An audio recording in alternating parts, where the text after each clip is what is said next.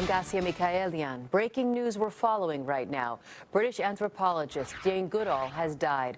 Goodall is being remembered for her groundbreaking research that led to a better understanding of chimpanzees. According to a statement from her institute on Instagram, she died of natural causes while she was on a speaking tour in California.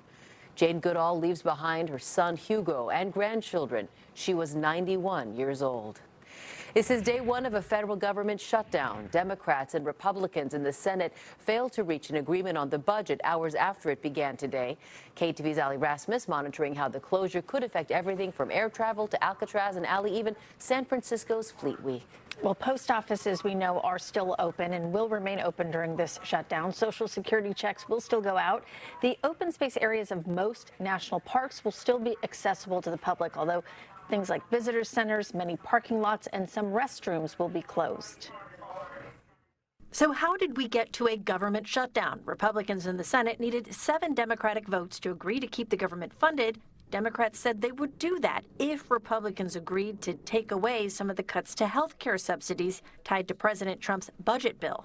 There are big cuts to health care that are coming from the impact of the so-called big beautiful bill that the Republicans passed unilaterally this summer. Those cuts are about to take effect. People are going to start to either lose their health care if they're on Medicaid, or their premiums are going to double or go even higher if they get subsidies through the Affordable Care Act. Republican leaders said no, they would not reverse those cuts as part of the budget negotiations. They did not come to an agreement, and the government shut down at midnight this morning. Everybody's now asking the question, how does this end? Well, it ends when the Senate Democrats pick this bill up, passed by the House of Representatives, and vote for it. There are an estimated 750,000 federal workers furloughed as part of this shutdown. The president warned their jobs may be cut permanently, saying there are, quote, good things that could come from a shutdown.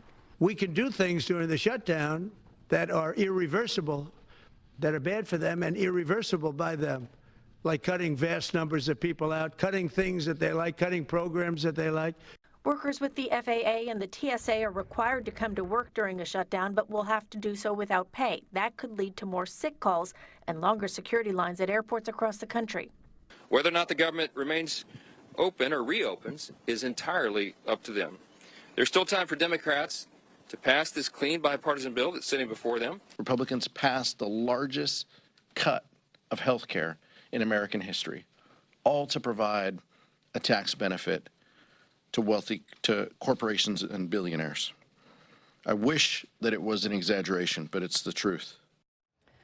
According to the Golden Gate National Recreation Area, Alcatraz Island will be temporarily closed today, but is expected to reopen for normal business tomorrow. San Francisco Fleet Week is scheduled for next weekend, and while we're still waiting for official word from event organizers about its future, if a government shutdown continues, some of the weekend's events, including the Blue Angels performance, could be suspended or canceled. We have a list of all the Bay Area national parks and attractions and their status during this government shutdown on our website. You can go to ktvu.com. Back to you.